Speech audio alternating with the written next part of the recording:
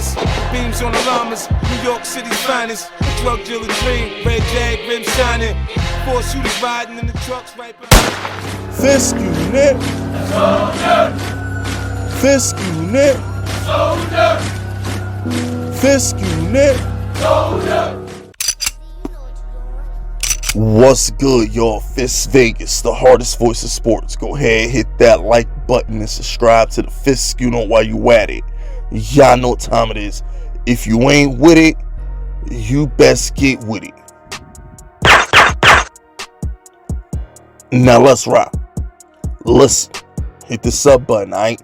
Hit that sub button, join this Fisk unit army, and get Fisk unit tough. We are on the road to 6K. We close, man. We a handful of subscribers from 6K. Run it up. Run that button up. I'm going hard this year. I'm telling you, I'm about to take it up a notch. I'm about to give y'all the best content you ever heard of your fucking life. Alright, with that being said though, Deebo Samuel ain't reporting the voluntary OTAs.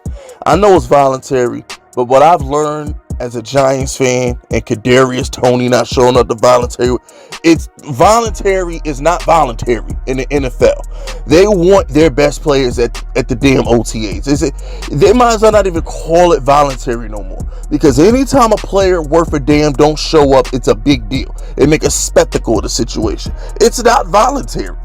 If you don't show up, it's a problem. Let's call it what it is. But the 49ers are stupid. It needs to be said. The 49ers are dumb. You know why the 49ers are dumb? The 49ers are dumb because they didn't trade Deebo Samuel. They should have traded him. Didn't the Jets offer them fuckers like the 10th pick and some other shit for Deebo Samuel and they turned it down? I don't understand this. Why would you not trade Deebo Samuel knowing you have Brandon Ayuk, you still have Kittle? Knowing you are a run-first team, Kyle Shanahan does not value wide receivers in his office. Can they block? Can they run after the catch? That's all he really cares about. He don't really value wide receivers in his office. This isn't a situation like the Patriots, where Tom Brady needs a reliable tight end and a reliable slot receiver when he was in New England. When Welker got hurt or Edelman got hurt, shit was a problem. He needed somebody he could trust to run those quick options. This is not a situation like, I don't know, what's my man name? Dak Prescott. Dak needs a Dez Bryant or an Amari Cooper or a CeeDee Lamb. Somebody to help him beat one-on-one coverage to take the pressure off Zeke, because they're a run-first team. They're dependent on a big threat wide receiver to stretch the field. This is not a situation like that. When you are a run-first team, you don't give a fuck who your receivers are, as long as they can block. Look at the Ravens. Did the Ravens give a damn about wide receivers? No. The Tennessee Titans got rid of Julio and A.J. Brown. They don't give a damn. They're a run-first team. They don't give a damn about wide receivers. The San Francisco 49ers, Deebo Samuel, Brandon Ayuk is either always in the doghouse or always hurt. Does that affect the 49ers run game? No. I've seen randoms like Mitchells and Mozarts and all kind of random people ball for the 49ers over the years. I mean, damn. I mean, they signed Telvin Coleman and he never even got to pop it.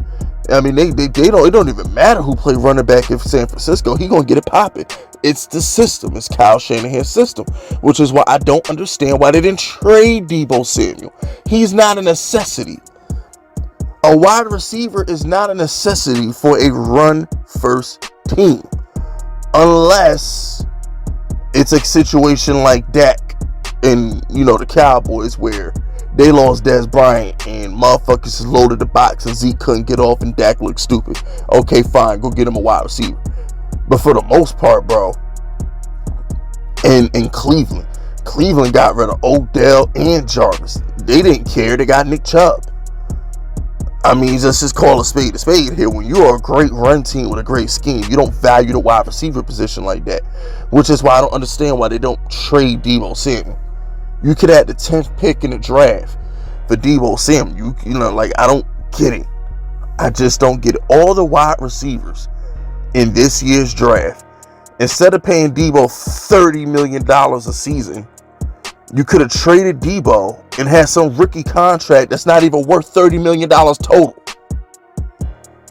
He don't want to be there. And not only does Deebo Samuel not want to be on the 49ers, he don't want to play running back. He don't want to do that running back shit. You know why Deebo don't want to do that running back shit no more? Because he knows that's shortening his career. Deebo wants to play into his 30s. Deebo want to collect checks until he can't walk no more. That's what he want to do. And putting him at running back, getting unnecessary hits, is shortening his career. He's risking health. He don't want to do that shit. And I'm not knocking Deebo for this. Deebo was a solid dude. This is not an anti-Deebo video. This is I'm trying to understand what the line of thinking on the 49ers is. You have Jimmy G eating cap space, which is why you can't pay Deebo in the first place. And then you turn down multiple trades for Deebo Samuel, and you're a run-first team who doesn't need Deebo Samuel. All right, I mean, like, I don't get it. I don't get it. The Jets, they should have traded him to the Jets. Like, it's mind-boggling that they didn't trade him to the Jets. It's mind-boggling. If you don't want to trade him to Green Bay, because that's your direct competition, that makes sense. But the Jets, some bum team in the AFC, came calling you for Deebo, and you didn't do it, knowing Deebo wants $30 million a year. I don't get it. I don't get it. I mean, I don't get it. I mean, I'm not knocking Deebo. Deebo won his bag, but at the same time, I don't understand what the 49ers. I just don't get what their line of thinking is. I don't think Deebo's that important to what they do. I just don't. I think if they lost Deebo tomorrow, they would be fine with Brandon Ayuk and another random wide receiver. I just don't think he's that essential to what the 49ers do. He's just not.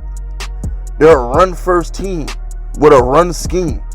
It's not like Deebo Samuel is a route technician like Stephon Diggs or Devontae Adams. He's not some route technician that you could just put him at number one receiver, put him at the X receiver spot, and just let him route people and get open on game. That's not what Deebo does. I don't know.